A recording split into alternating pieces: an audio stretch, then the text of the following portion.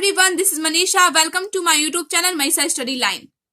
आज मैं क्लास 10 के लिए सामाजिक विज्ञान से अर्थशास्त्र के मोस्ट इम्पॉर्टेंट क्वेश्चन आंसर बताने जा रही हूँ। तो आइए इसे शुरू करते हैं। क्वेश्चन नंबर फर्स्ट है, आर्थिक क्रिया क्या है? आर्थिक क्रिया क्या है? तो इसका आंसर होगा ऐसी क्रिया जिससे धन का अर्जन होता हो। ऐसी क्रिया जिससे धन का अर्जन होता हो आर्थिक क्रिया कहलाती है। जैसे किसी के खेत में मजदूर के रूप में मजदूरी के लिए कार्य करना आर्थिक क्रिया है। जैसे किसी के खेत में मजदूर के रूप में मजदूरी के लिए कार्य करना आर्थिक क्रिया है। ये क्रियाएं जीविकोपार्जन के उद्देश्य से की जाती है। मनोरंजन, खेल कूद, पूजा पाठ, योगाभ्यास एवं अन्य दैनिक क्रियाकलाप अनार्थिक क्रिया की श्रेणी में आते हैं। अगला क्वेश्चन है क्वेश्चन नंबर सेकंड, आय से आप क्या समझते हैं? आय से आप क्या समझते हैं? किसी कार्य या परिश्रम के बदले प्राप्त धन पारिश्रमिक उत्पादन के संसाधन की आय कहलाती है। अतः कोई भी अर्जित आय परिश्रम का फल है। संसाधन भूमि की आय लगान है, श्रम की आय मजदूरी है, पूंजी का पारिश्रमिक ब्याज एवं उद्यमी की आय लाभ कहलाती है। अगला क्वेश्चन है question number third. Question number third है, विकसित एवं विकासशील राष्ट्र में मूल अंतर क्या है? विकसित एवं विकासशील राष्ट्र में मूल अंतर क्या है? तो इसका आंसर होगा विकसित देश या विकसित अर्थव्यवस्था में प्रति व्यक्ति आय एवं उपभोग का स्तर ऊंचा होता है। इसके लिए उत्पादन के संसाधनों का समुचित विकास एवं उपयोग किया जाता है। अल्प विकसित देश में प्रति व्यक्ति आय एवं उपभोग का स्तर अपेक्षाकृत कम होता है। यहाँ विकास के अभाव में उत्पादन के निष्क्रिय संसाधनों का उपयोग होना भी बाकी रहता है। अगला क्वेश्चन है क्वेश्चन नंबर 4, नियोजन के मुख्य उद्देश्य क्या है? नियोजन के मुख्य उद्देश्य क्या है? भारत एक अर्धविकसित राष्ट्र है। भारत एक अर्धविकसित राष्ट्र है। देश के अधिकांश नागरिकों का जीवन स्तर नीचा है। अतः आर्थिक विकास की दर को अधिक तीव्र बनाना हमारी योजनाओं का मुख्य उद्देश्य है। आर्थिक क्षेत्र में आत्मनिर्भरता की प्राप्ति, गरीबी उन्मूलन, रोजगार के अवसरों में वृद्धि तथा सामाजिक एवं आर्थिक न्याय की स्थापना भारत में आर्थिक नियोजन के अन्य मौलिक उद्देश्य हैं। अगला क्वेश्चन है क्वेश्चन नंबर 5, आधारभूत संरचना किसे कहते हैं? आधारभूत संरचना किसे कहते हैं? तो इसका आंसर होगा आधारभूत संरचना पूंजीगत ढांचे का वह रूप है जो अर्थव्यवस्था में सेवाएं प्रदान करता है। इस प्रकार की संरचनाएं सामाजिक एवं आर्थिक दो प्रकार की होती है। शिक्षा, स्वास्थ्य, आवास एवं अन्य नागरिक सुविधाएं सामाजिक संरचना के अंग हैं जो हमारी आर्थिक प्रक्रिया की अप्रत्यक्ष रूप में सहायता करती है। यातायात एवं संचार, शक्ति, सिंचाई, मौद्रिक एवं वित्तीय संस्थाएं आदि आर्थिक संरचना के अंग हैं जो उत्पादन एवं वितरण का हिस्सा बनकर अपनी सेवाएं प्रदान करती है। अगला क्वेश्चन है क्वेश्चन नंबर 6, कुल घरेलू उत्पाद क्या है? कुल घरेलू उत्पाद क्या है? तो इसका आंसर होगा कुल घरेलू उत्पाद किसी राज्य में उत्पादित सभी वस्तुओं और सेवाओं का मौद्रिक या बाजार मूल्य है। या हम दूसरे शब्दों में कह सकते हैं यह राज्य की भौगोलिक सीमाओं के अंदर एक लेखा वर्ष में उत्पादित अंतिम वस्तुओं और सेवाओं का मौद्रिक मूल्य होता है। इसमें प्राथमिक, द्वितीयक तथा तृतीयक तीनों ही क्षेत्रों द्वारा उत्पादित वस्तुओं और सेवाओं का मूल्य सम्मिलित रहता है। अगला क्वेश्चन है क्वेश्चन नंबर 7, आय का गरीबी के साथ क्या संबंध है? आय का गरीबी के साथ क्या संबंध है? तो इसका आंसर होगा आय का गरीबी से घनिष्ठ संबंध है। बहुत कम आय होने के कारण ही कोई व्यक्ति या परिवार विपन्नता में जीवन यापन करता है तथा उसका भोजन, वस्त्र, शिक्षा आदि मूलभूत आवश्यकताओं की भी पूर्ति नहीं होती है। अशिक्षा एवं अज्ञानता के कारण गरीब परिवार की अगली पीढ़ी गरीब रह जाती है, अतः गरीबी गरीबी को जन्म देती है। अगला क्वेश्चन है क्वेश्चन नंबर 8, बचत क्या है?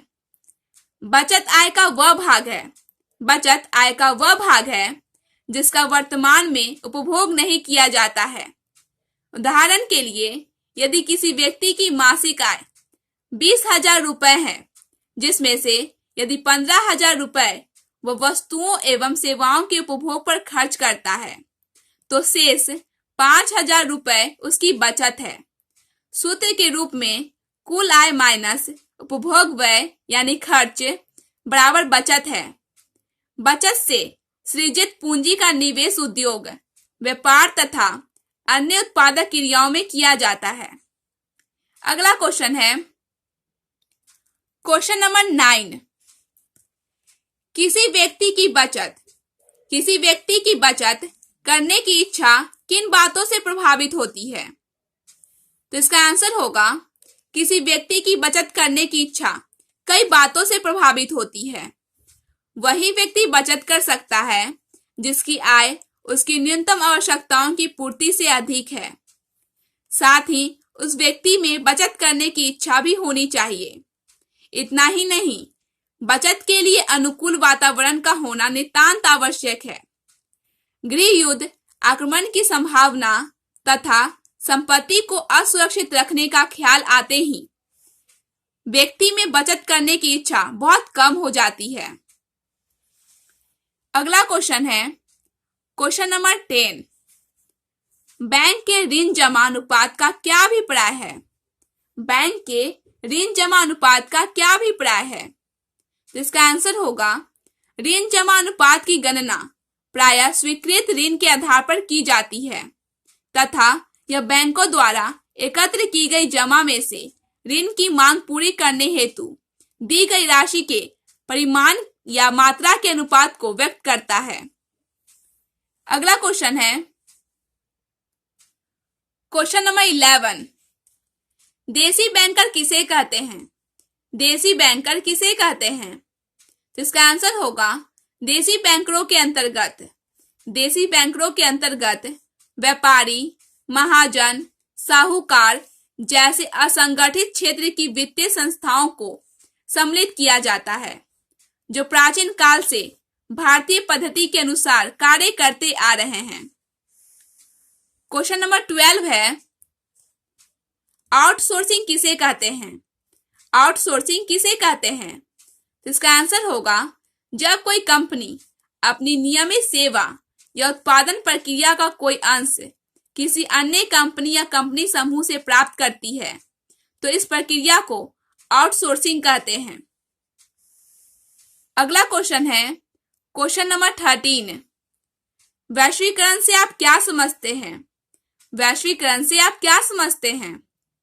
वैश्वीकरण का अर्थ विश्व की विभिन्न अर्थव्यवस्थाओं में सामंजस्य स्थापित करना और उन्हें एक दूसरे से जोड़ना है। इस व्यवस्था में वस्तुओं के आयात एवं निर्यात पर कोई प्रतिबंध नहीं होता है। इसके अंतर्गत विश्व की सभी अर्थव्यवस्था एक बाजार या एक अर्थव्यवस्था का रूप ले लेती है। वैश्वीकरण की नीति के मुख्य अंग इस प्रकार हैं। फर्स्ट, विभिन्न देशों के बीच वस्तुओं के मुक्त प्रवाह को प्रोत्साहित करने के लिए व्यापार अवरोधों में कमी। सेकंड है पूंजी का मुक्त प्रवाह।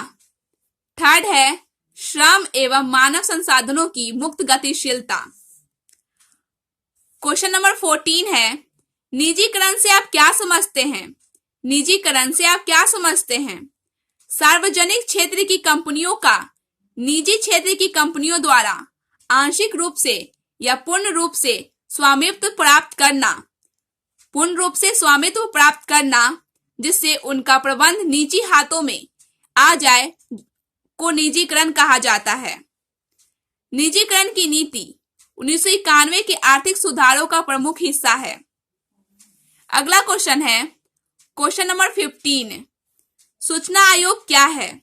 सूचना आयोग क्या है? तो इसका आंसर होगा उपभोक्ताओं के शोषण का एक प्रमुख कारण वस्तुओं, सेवाओं आदि के संबंध में सूचना का अभाव है। इस समस्या के निराकरण के लिए सरकार ने राष्ट्रीय स्तर पर राष्ट्रीय सूचना आयोग तथा राज्य स्तर पर राज्य सूचना आयोग की स्थापना की है। अगला क्वेश्चन है क्वेश्चन नंबर 16। सहकारिता से मूल तत्व क्या है? सहकारिता के मूल तत्व क्या हैं? तो इसका आंसर होगा सहकारिता के मूल तत्व हैं। फर्स्ट है सहकारिता एक ऐच्छिक संगठन है। सहकारिता एक ऐच्छिक संगठन है। सेकंड है इसमें सभी सदस्यों को समान अधिकार प्राप्त होते हैं। इसमें सभी सदस्यों को समान अधिकार प्राप्त होते हैं। थर्ड है इसकी स्थापना समान आर्थिक हितों की प्राप्ति के लिए होती है। फोर्थ है इसका प्रबंध प्रजातांत्रिक सिद्धांतों के आधार पर होता है। अगला क्वेश्चन है क्वेश्चन नंबर 17। स्वयं सहायता समूहों से ग्रामीण परिवार किस प्रकार लाभान्वित हुए हैं?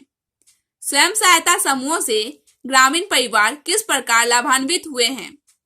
तो इसका आंसर होगा स्वयं सहायता समूहों की सहायता से निर्धन ग्रामीण परिवारों को बैंक आदि संस्थागत स्रोतों से भी ऋण मिलने लगा है। इससे उनकी आर्थिक स्थिति में सुधार हुआ है तथा महाजनों, साहूकारों आदि पर उनकी निर्भरता कम हुई है। अगला क्वेश्चन है क्वेश्चन नंबर 18। समावेशी विकास किसे कहते हैं? समावेशी विकास किसे कहते हैं? तो इसका आंसर होगा विकास की वह प्रक्रिया समावेशी विकास कहलाती है जो विकास के लाभ को समाज के अंतिम पायदान पर स्थित लोगों तक पहुंचाने, उनका जीवन स्तर ऊंचा उठाने तथा उन्हें समाज की मुख्य धारा में शामिल करने का प्रयास करती है। समावेशी विकास को 11वीं पंचवर्षीय योजना का मुख्य लक्ष्य बनाया गया, क्योंकि कई दशक के सार्थक प्रयास के बावजूद भी भारत के कई कमजोर वर्ग एवं भौगोलिक क्षेत्र विकास के लाभ से वंचित रह गए थे। अगला क्वेश्चन है क्वेश्चन नंबर 19।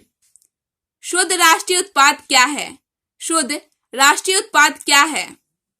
तो इसका आंसर होगा देश के कुल राष्ट्रीय उत्पादन में से घिसावट एवं खर्च के विभिन्न मदों को निकाल देने के बाद जो शेष बचता है वह शुद्ध राष्ट्रीय उत्पाद है।